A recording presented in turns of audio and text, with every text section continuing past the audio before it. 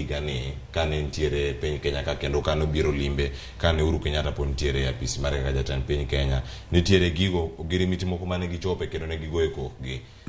Pogruok mane mabedo e kind limbe ma kamagi en ogirimiti wi ogirimiti kose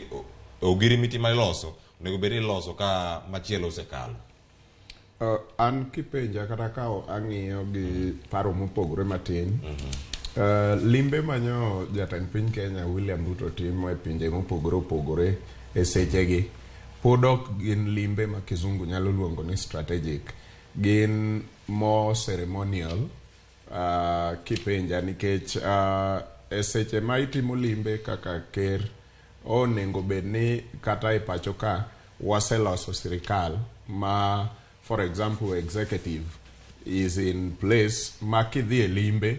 to in gi ministers gi kata jogo ma jotend migepe minyalo wacho negi ni kaw gini mondo ichak tiyo wachop kama kama. To sani kata kwa ng'iyo e yo matut kata kowuotho kuno, yes, ne waneno ka en gi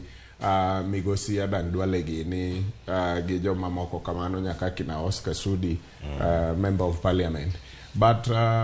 pod pacho ka kata vetting poko time parliament ne jok mane nyinge gi olieki ni mondo bed jotend migepe. Kwa hivyo samua wuoye ni pod ok ginyal kawo tich magiti kata ka koro ker ni e pacho dala ma Tanzania to wacho ni minister na kama oti kodu e wach ni mondo walos weche mag ohala, pod waonge kata gi minister ma kamano. Thuolo mane mano nyalo do matio kono no kata jotend migepe koro sani